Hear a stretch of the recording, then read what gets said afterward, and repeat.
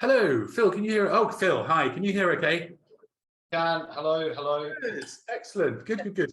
Hello, everyone. Thank you so much for doing this corporate housing briefing today. It's great to have you all here. It's really great to have you to take part and to support these sessions. It's really great. I can see people are starting to come in. That's great. Hello, Lorna. Hello, Justin. Hello, Henriette. Hello, Carmen. How are you? We have got 85 signed up today, which is terrific. But as you all know, it's being recorded and will go onto the YouTube channel. For all of you that have signed in, you'll get that recording on Monday, and obviously feel free to distribute as you wish. So as people are starting to come in, I will hand you over to fantastic Jess Buckmore. Thank you so much for doing this, Jess. It's really great of you. I will hand you the host, and then I will disappear into the ether of cyberspace. How do I hang on? I've got to find you. There we go. More and make host. There you go, Jess. Over to you. Thank you so much, Dom. So good afternoon and welcome to the Euro briefing on corporate housing. I'm sure for all of us that the summer has whizzed by in a blur of requests, move-ins and quick turnarounds, with the happy memories of us all being together in the Spanish sunshine fading as we head into autumn. Following on from the Corporate Housing Symposium in Seville, I'm delighted to welcome back some familiar faces and some new faces too, to update us on some of the topics we discussed in May, as well as look back on the summer and look forward to the end of the year and into 2023. Before I introduce our fantastic group of industry experts to introduce themselves, I'd like to thank Tad, Dom and the Euro team for hosting us, and let you know there'll be a chance to ask questions. If you could please put them into the chat function, and we'll endeavour to include this towards the end of the session. This session is being recorded, so without further ado, Christina, could I please ask you to introduce yourself? First, I'll start with the unmuting. My name is Christina Connolly. I'm the Corporate Sales Manager with Premier Suites here in Dublin, Ireland. We're a service department operator. We have 3 properties in Dublin, 10 across the UK, and then 3 in Europe, being Antwerp, Amsterdam and Rotterdam. And I've been with Premier Suites for over 5 years, looking after corporate long-stay and relocation requirements. Thank you, Christina. Jason. Thanks, Jess. Hello, everyone. I'm Jason Parry. I am a Director of Supply Chain responsible for EMEA and Asia Pacific at Server BGRS. I've been with the business coming up to 16 years now. Wow. Thanks. It's gold clock time, I think, Jason. Phil.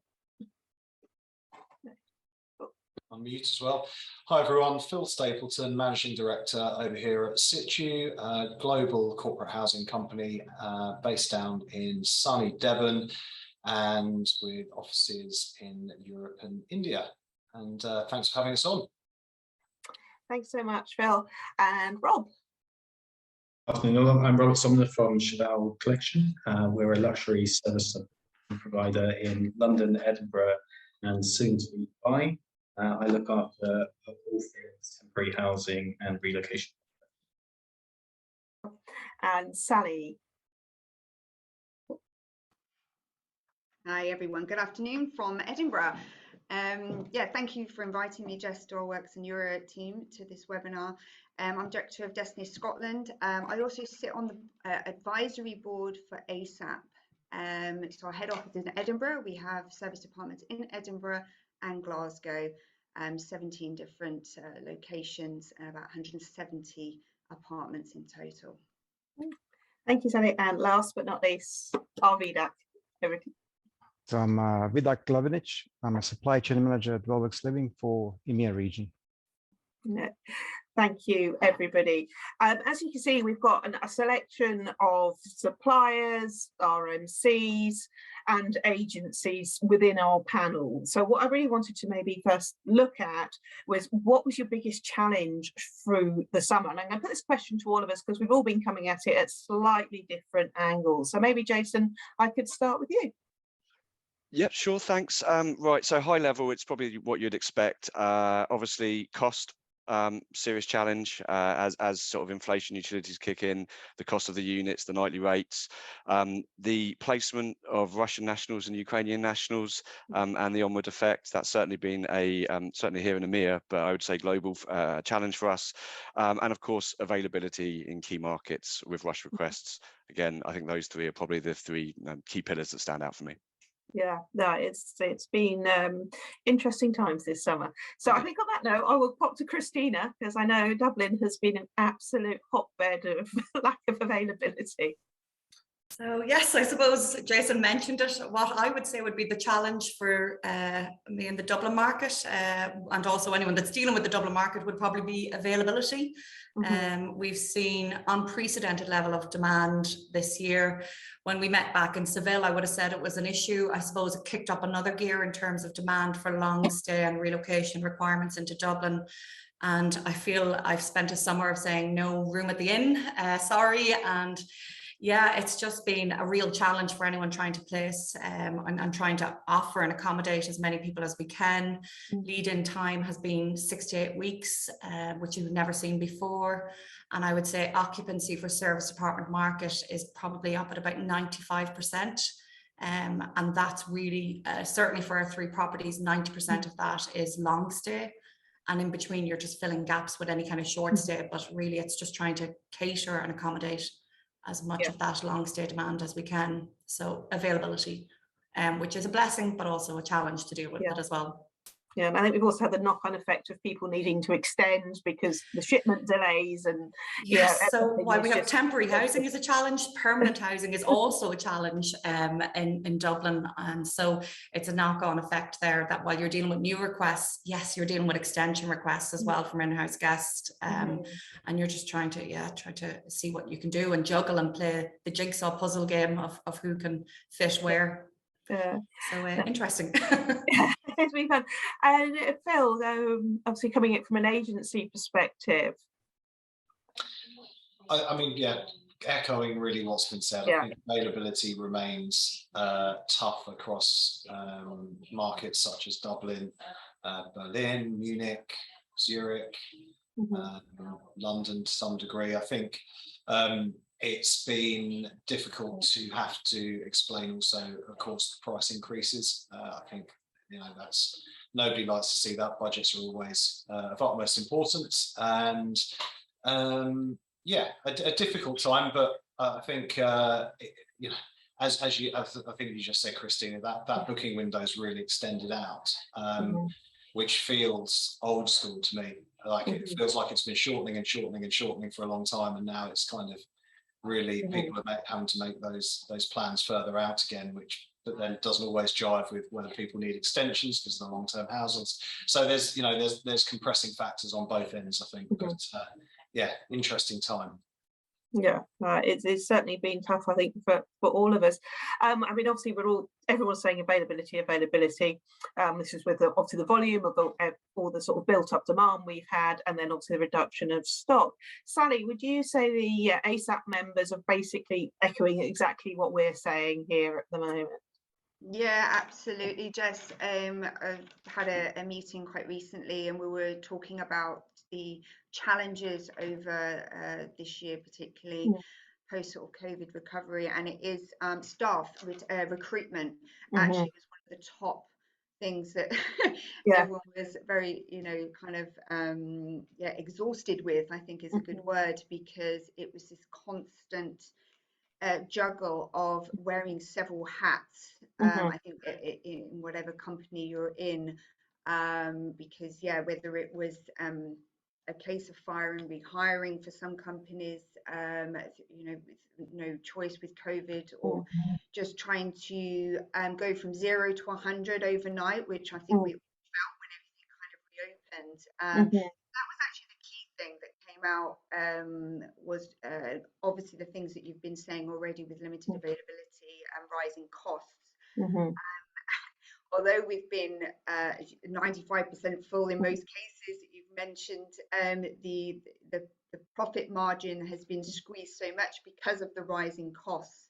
So that was another major impact that we've seen this year as well. So you kind of thing. Are we becoming busy fools?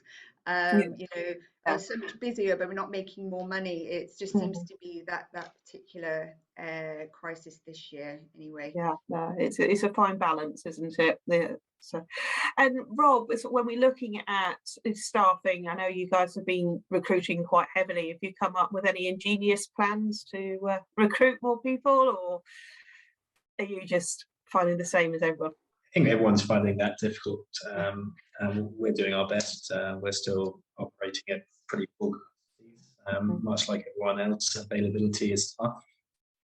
The summer was incredibly tough, managing people about when they could get into London. And there was still an awful lot of those last minute 2 to 3 day lead times to arrive immediately. And that's really difficult to manage, especially in London at the moment. So that plus price plus availability in London has been tough. Yeah, thank you. And as we sort of look more towards our guests and our clients, as you say, that sort of when we've had the short lead times as well, I mean, a lot of that's been down to sort of visa delays and certainly with Russian evacuation availability of flights. Jason, when you're talking to your clients, have you seen any of their expectations change post-pandemic? So I would say their expectations of clients and guests pretty much remain the same, in the sense of they just want competitive rates, they want quality apartments, they want a consistent guest experience. However, with the shift in the market, I think one thing that we have seen changed is the perception of clients around temporary accommodation. I think one challenge we have is our clients' procurement contacts won't just accept, look, it's the way of the world, your utility bills have gone up, costs are rising, you're going to have to accept it. I think in the words of one of the procurement contacts we spoke to recently, it's like, if I just sit back and accept cost increases, I'm out of a job. So what that means, with a knock-on effect, is there's a huge scrutiny down the chain at the supply chain. So talking here, certainly in relation to administrators, relating to maybe tech aggregators, or anybody that has a downstream supply chain, there is a lot of focus around how do you manage that? How often are you sourcing new inventory? What is your team attached to that?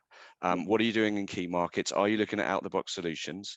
And I think that goes down to RMCs and how we manage our partners, but then effectively down into the world of the downstream partners, their own technology. How do they manage market averages? Do they have mini bid events? So what we've seen is almost like a very, very close scrutiny of everyone's processes. I think sometimes we've seen a perception that we know that inventory's out there, you just need to look a bit harder to find it.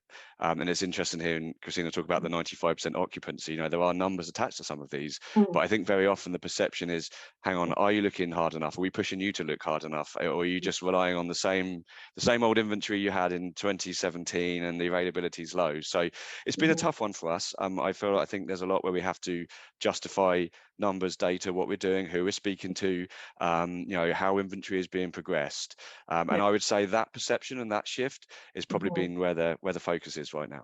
Yeah, so I'm sort of taking for that, when we're presenting back to clients as an industry, if we can sort of back up what we're saying with data, that is going to help the cause somewhat. Yeah, 100%. I think thought leadership with cited sources, with anything that we can use to help share up the chain. Obviously, we have our own numbers that we're able to share, but when you have somebody across the market with 10 times the booking across multiple RMCs or multiple direct clients, I think there's a credibility factor here, and it all stems back to what I think people have been saying. 2018 budgets still in use, a reluctance to allow that increase, and the only way to really keep chipping away at that is to provide solid, hard evidence. And one other point I'd make is that another challenge can be the outlier situation. We do find it where procurement sometimes find one property in a certain market that meets the 2018 budget. Now, that might not be scalable across their 1,000 moves over the next 2 years, but the reality is, hang on, it's out there. You just haven't found it. Keep looking. Yeah, it's that push down, isn't it? Okay, and so while we're talking about sort of that downstream a bit to all the supply chains, I'm going to take across to Vidak, who manages the supply chain. Do you feel that the supply chain is fully recovered, or do you feel we're still in very much a sort of transitional phase of it building back up and settling down? Well, it kind of has. I think to a level proportional to what we'd call normal demand. I think I have to be careful with the word normal. I notice we don't say new normal anymore, but the normal still doesn't feel anything but at times. I think when it comes to high pressure markets like Dublin, London, I don't think that supply is going to catch up to a current level of demand ever. But the consensus is that this is the moment and it'll pass and we're going to be back to. I think it's also difficult to compare before and after because the landscape is kind of evolving and there's new brands out there, new locations, new concepts, and I think I feel like more confident, well, more than I was in the middle of Q2 this year. But I can see the landscape continues to change, yeah, that's kind of. Phil, would you sort of echo Vidak's sentiments there? Yeah, I think so. I think you summed it up really well. I think the landscape is changing. Maybe the transition is into something which is not just a rebuild of the old leaseback model. Certainly, if you took domestic. The UK domestic market as an example, kind of going back to the old, take a lease out on a building and run it in that way. There's a lot of prop tech companies coming out, which are meaning that the traditional assets, I'd say the kind of traditional residential assets are now having the opportunity to kind of work in this temporary fashion to flex between long term and short term. I think the issue that we're going to find, or the issue that is presented to us, certainly in echoing what Jason said with that, is that if we are offering that out as a corporate product alongside what you might call classic service departments, apart hotels, etc., which are set up or built from the ground up to do that. Trying to keep quality and consistency then becomes, it is a challenge, and looking at due diligence and all of those types of things. So I think, the certainly challenge for companies like us is to see, who are the good actors in that, who can be partners for us, and how do we take that forward as alternative accommodations in really, really busy markets, while also, of course, keeping our valued long-term partners supplied with the business, as well. So I think there's challenges kind of left, right, and centre there, but I think there is a big change coming, and it's been coming for a while, and a lot of that is through the kind of the like I said, prop tech advances and the new assets coming into the market. Yeah, no, I certainly would agree with you there, Phil. And while we've got you, Phil, we all know Dublin, Munich, Berlin, London are very much hotspots all this summer. Where do we think our next hotspots, with your crystal ball, where would be your thoughts? I put you on the spot. Can Jason go first, and I'll. All right, okay, Jason. He's chickening out. Yeah. No, happy to go first. I mean, you obviously named the ones that are hotspots right now. Yeah. I would say there is a huge amount of focus in the US. With that change in inventory following obviously COVID, and a lot of people handing their keys over. There's a lot of focus out there. I think that one will continue to be a hotspot. Again, people looking for out of the box. We've seen a little bit less pressure, I would say, in Asia Pacific at this point in time, but a market like Singapore, where there's a lot of influx from regional hubs moving into Singapore, definitely seeing that. But I would say right now it continues to be a big focus on EMEA. Also, we have a lot of volume with intern groups that have historically gone on quite low budgets, on quite high numbers into certain markets, and wherever that is in the world right now, that is very challenging, because there's definitely, again, a memory of 4 years ago it working, Yeah. everyone being placed. So for us, it's not necessarily always about a city, although again, just a quick plug to Dublin again. But sometimes it is genuine, just the previous client movement into similar geography and having to do it differently this time. Yeah. So, Phil, have you got any insights? That's a great answer, Jason. Great answer. You're going to say that one. Yeah, it's everything he said, really. I mean, look, I think that you're right. EMEA will continue to be busy for all the reasons that it has been busy. Maybe just adding on one additional thing into that, which is it kind of goes a little bit back to the last point we were making about transitioning supply chains, evolving supply chains, is that as investment is plugged more and more into the apart hotel model, we are also seeing some people going, yeah, but I don't want an apart hotel, I want a larger apartment, something that feels more like a home.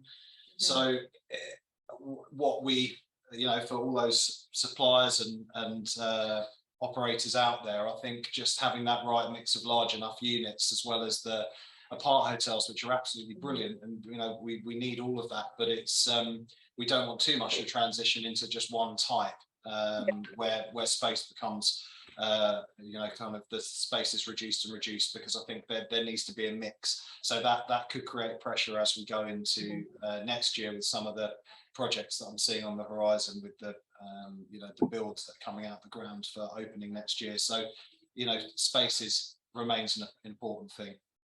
Yeah, no, I think we're always going to need space for those families with 3 kids and a dog and a cat and all that fun stuff.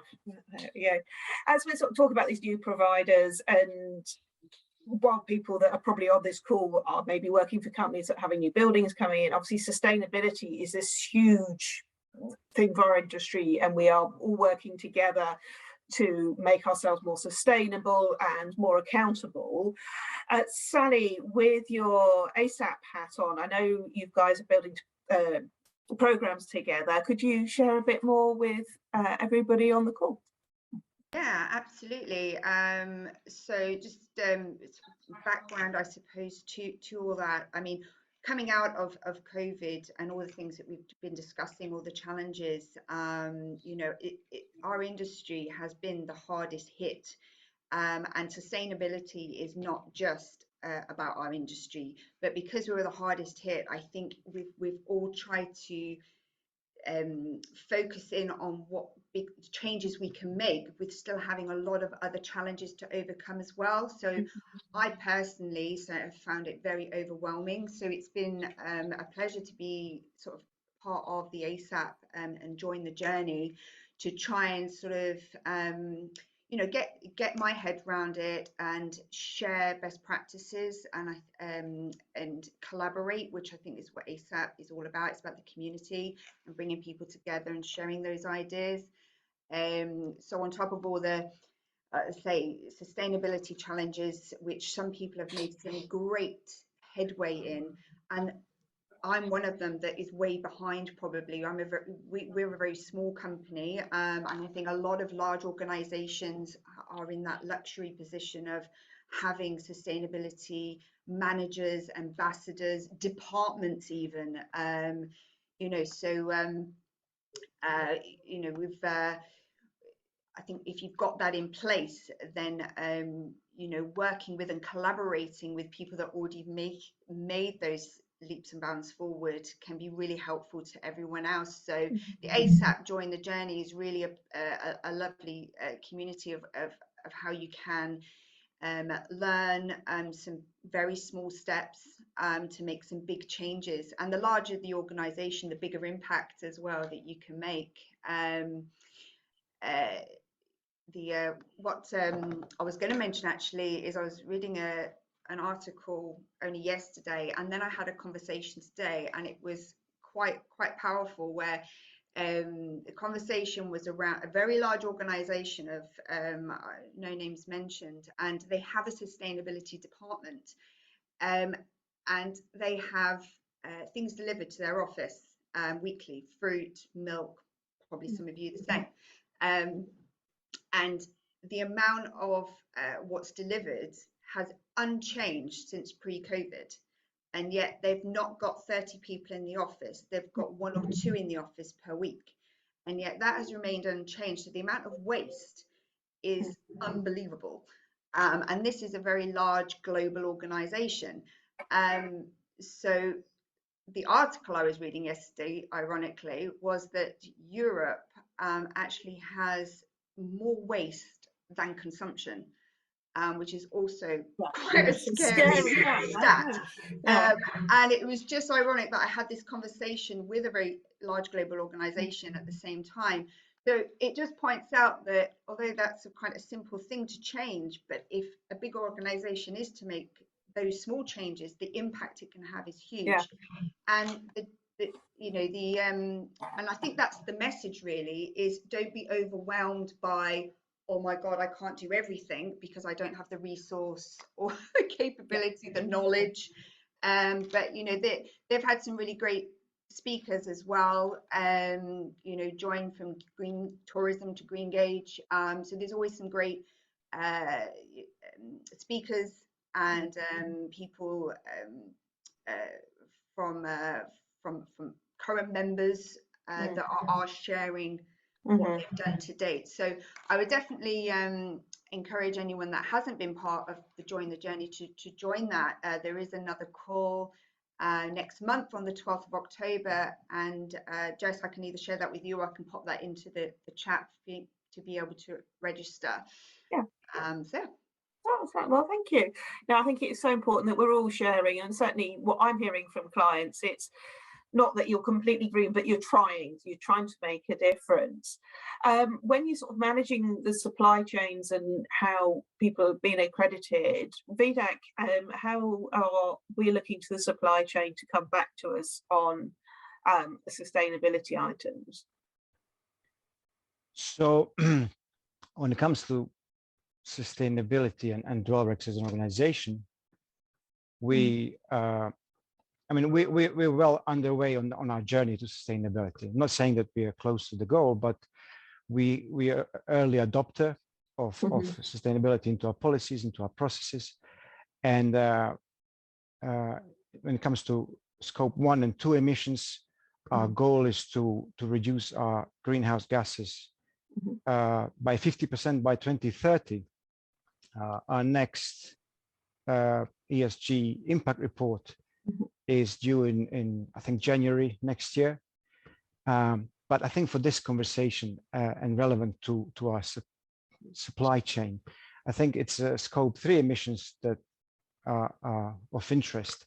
And to measure those, we need to come up with a methodology for tracking our partners who have either documented that they have eco-friendly options or have already earned eco-friendly rating from some reputable external evaluation party. And as an interesting example, one of our largest clients expects us to, they're expecting that we start at the start of next year, that we offer 1 in 3 options, which is eco-friendly. And to do that, we're looking to ASAP and CHIPA as industry bodies to work towards processes by which operators can provide their data to CHIPA and ASAP, and subsequently we as an agent can then harness it and promote properties with relevant accreditations and make reporting available to our clients. So to Sally's points, we are not going to invent anything ourselves. I keep saying we. I'm not part of these conversations. I'm just the guy who speaks about sustainability all the time. But my more capable colleagues are actually project managing it.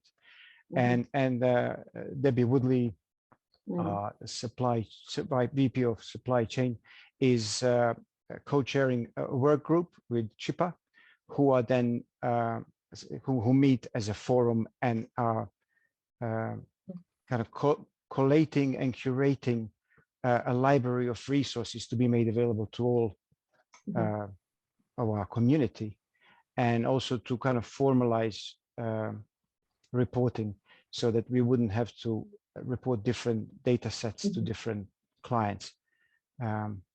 So that's kind of our approach, collaboration with the rest of the community. And on collaboration, I know Phil's team as well has been working very hard on sustainability and how we harness that information. Is there anything you'd like to add, Phil? Well, people may or may have not seen that we've tried to encapsulate ESG under what we call the Starfish program. So it's different kind of elements of ESG within the Starfish logo, as it were, because we did feel it was something which was, you talk about ESG to a lot of people within the business, it doesn't mean an awful lot. So we're trying to make that too easy to understand, make it easier to comprehend, speak to different stakeholders about inside, outside the business, etc. Having said all of that, it is very scope 1, 2 heavy, because it's the things that we're able to, it's the things we can affect.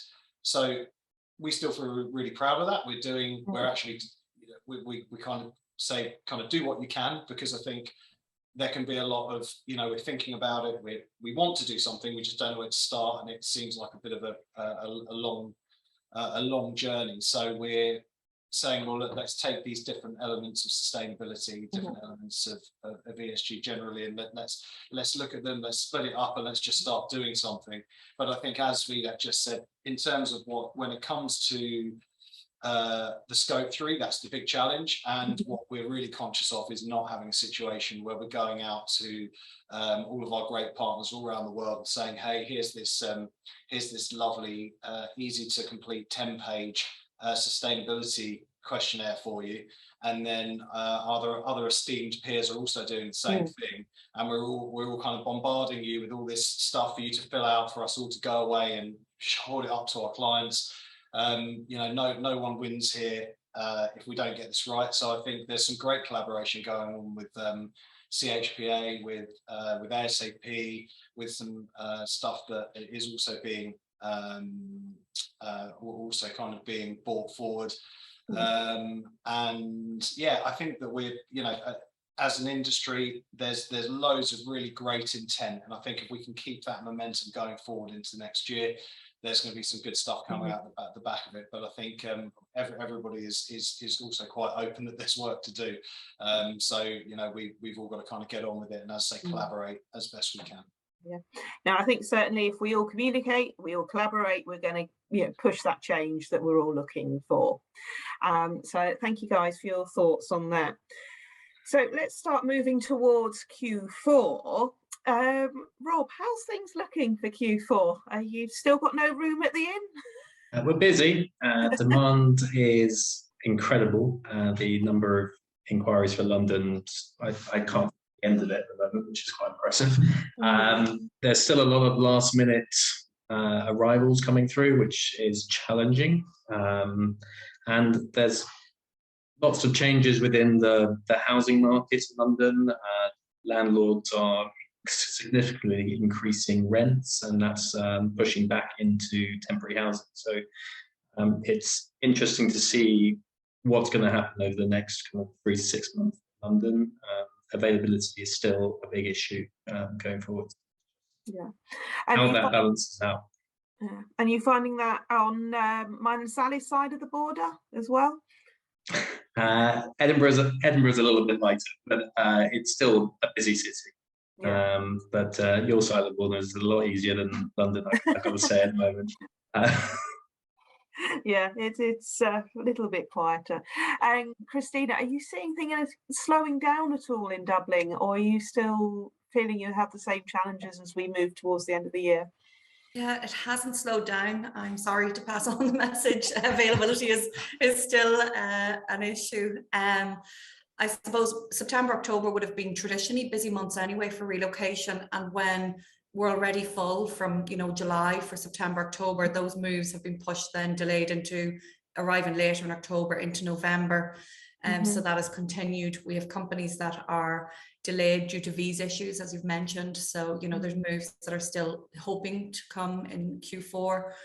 We have another client who is planning Q4 moves, but thinking about moving to Q1 because of that ongoing availability issue.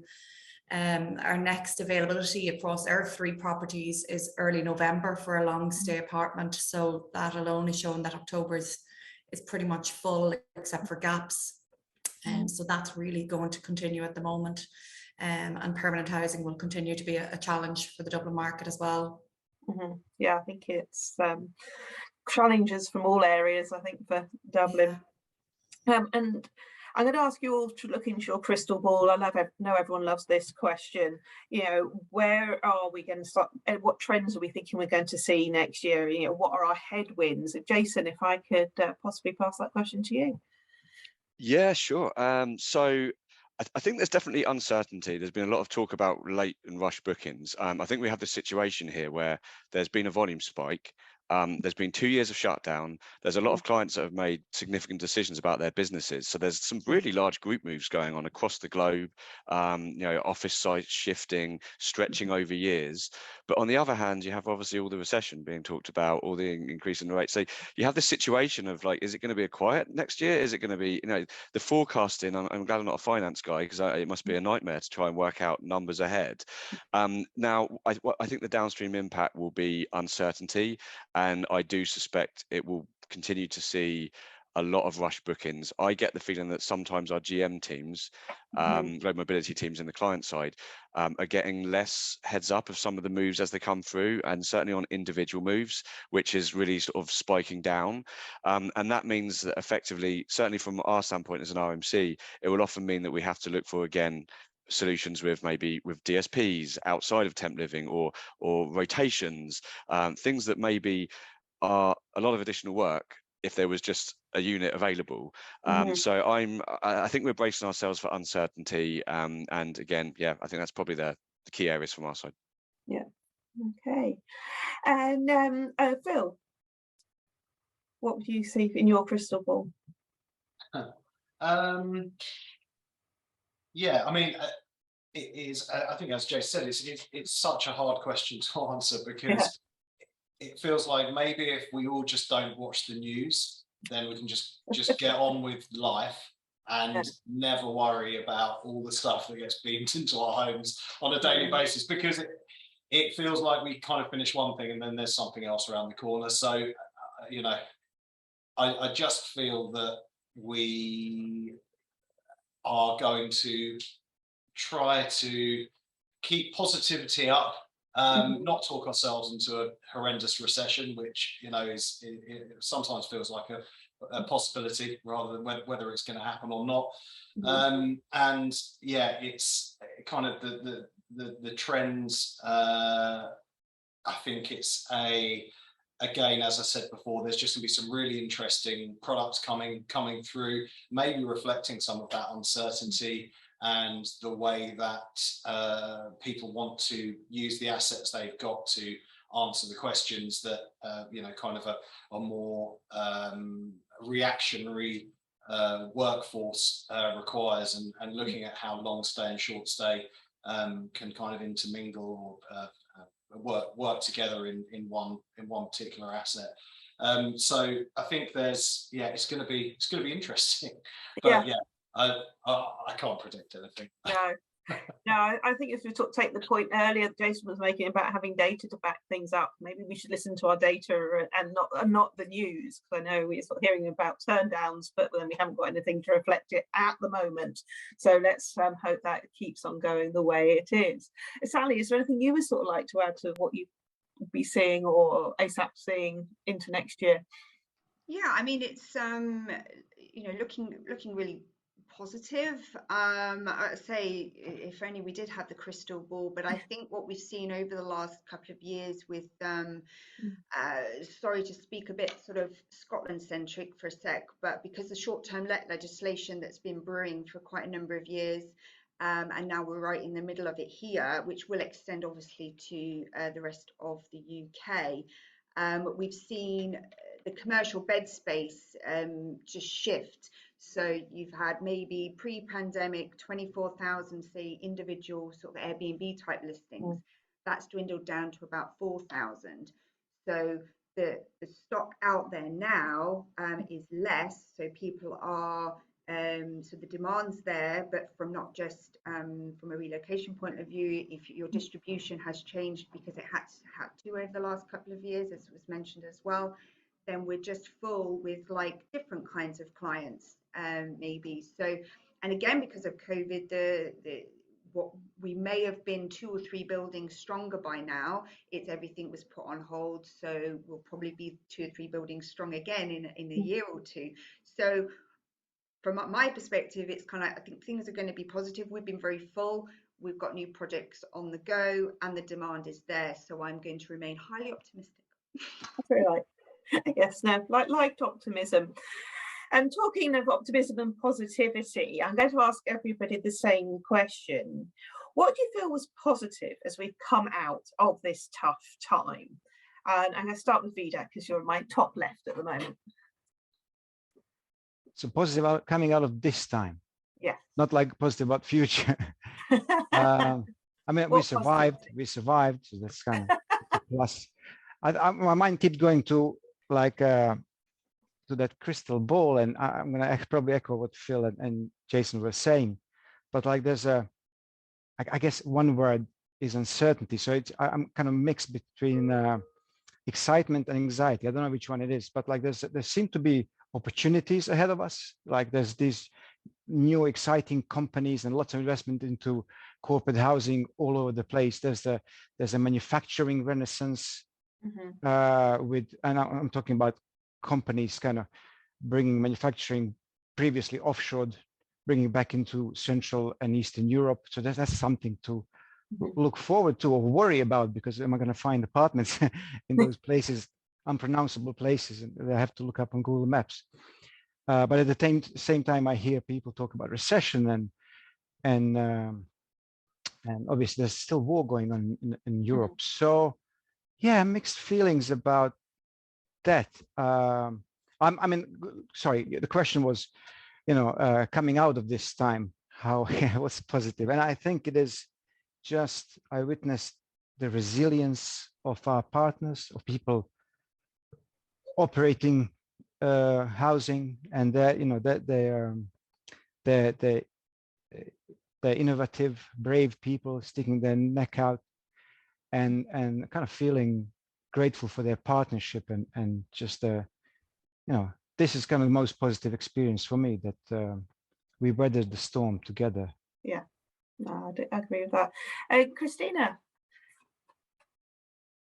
I think it's lovely to be at this stage of nearly talking like the pandemic is behind us. It's so amazing after 2 years of that. So it's just such a positive thing to think, as you say, Vidak, we've come through that and we've weathered it. To be talking about the challenges of trying to fit all the different requests in is amazing. When we had the tumbleweed years of pandemic where you didn't know when travel would restart. So we're very fortunate to be at this stage. Yes, there's potential for negative ahead, but I think when we started 2022, we just hoped to try and work our way back to the pre-pandemic years and get close to what we would have done in those times. And really, we've surpassed it. I don't think we've seen occupancy and volume that we've been doing this year. So that's amazing that, it's bounced back so quickly. And that the industry has recovered to that point, and that we are talking about how to deal with the volume that's coming through at the moment. So that's really positive, it's really encouraging. Thank you. For the industry as a whole. And Jason, what would you see as sort of the positive as we've sort of come through all this? I'm going to talk to technology, and I feel like a couple of years leading up before the pandemic, there was a lot of people talking about digital experience and digital journeys and investment in digital areas. And then when you really sort of got demos, it was very PowerPoint and roadmap and not really in place. And I do think that a lot of people took the opportunity during the pandemic to invest. I'm sure some of them afterwards were sort of wondering, was that money well spent? But actually, if I look at how many kind of UI upgrades there are, new features, bid events, opportunities to pull reporting and cut data that we haven't seen before, ability to kind of load complex client policies behind platforms, so many people knocking on the door with us to demo new platforms and new technology. I feel like it's moved from roadmap to here it is, ta-da. And I think that for me is a real positive. And I hope that those investments over the next 5 years or however long it is do come to fruition, and that hard work during the pandemic, is worth it for them. Yeah, no, certainly I'd agree with you there. It's been great to see how innovative people have been with their technology over the last couple of years. Rob, what was your positives? I think it's our collective ability to adapt and change the market. The COVID years were thankfully behind us, and it seems to have bounced back really quickly. But the ability for all of us to adapt to what the conditions we all have to go through over the last couple of years has been brilliant. We as a company, we somehow managed to grow over the last 2 years. So we, 4 new properties in the UK. So it's not all been doom and gloom. It's been positive, and we're all looking forward to the future and hoping that growth continues and we collectively move forward as an industry. So I think it's positive. Looking at next year, we've got to be possibly cautious. No one really knows what's going to happen. I leave it to Jason and Phil to work out where it's all going. And Sally, was anything you've taken? Yeah, I mean, definitely echo what's already been said already. I think I am proud and excited to be a part of a community that is very resilient and, always come together to help get you through. One thing I've really been happy and positive about is the retention of the team and looking after them, because without them, I can't sit here and do, my job, help grow the company. So without them, I don't know where we'd be. So I'm most proud of that, actually, that we've got such a great team. And I think it's very much about nurturing your staff and just trying to do your right by them. Yeah, that's a lovely sentiment. And I'm sure that will be echoed by Phil as well. Hello. Yes, I mean, absolutely. And I think, certainly I feel like all our guys have been working in top gear for many months now, and with a smile on their face. I'm always massively proud of that. But I think one thing as well, echoing everything everyone said, but also we've actually seen more clients from varied sectors coming through, looking for our services, seeing the value in the corporate housing industry as a professional industry, as something that is differentiated from some of the sharing platforms and the just kind of pure marketplaces that are out there. And I think that's almost like a reflection of what happened with, if anyone kind of saw what happened with the TMCs, where everyone said, oh God, TMCs, what are they going to do?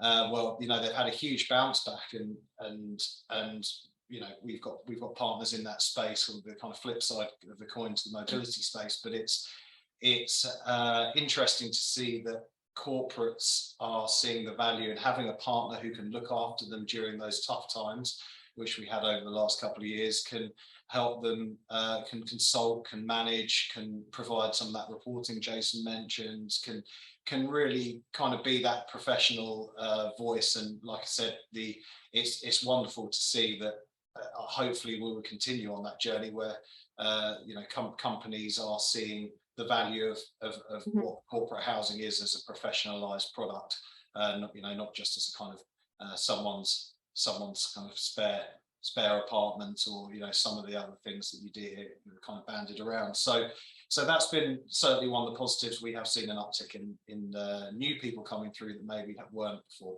new companies, new interest. Well, thank you. I'm sure everyone agrees. It's been great chatting to everybody, and I think my positive I'm taking from this is that there's been so many more opportunities for us to meet like this and get to know each other and have us all working together. But from this afternoon, I mean, we've really sort of looked at various themes, but what's really sort of called out to me is the fact that we all collaborate together, we all communicate with each other. Our technology is boosting on, our teams that we've retained have been awesome. I think every single one of us has got team members that have burnt the midnight oil keeping our industry going. And we've also attracted new clients as well, as people have moved away from that hotel model. So lots of positivity there. Before we sign off and say goodbye, Susie, were there any questions that you would like us to answer? No, there's none. There's none. No, you guys said everything that was good to say. Yeah. Okay. Well, that's great. Yeah, we've obviously got it covered, guys. So very much thank you to the Euro team for hosting us. Thank you to all our esteemed panelists. You've been great. And I hope to see everybody again soon. There will be a recording if you want to share.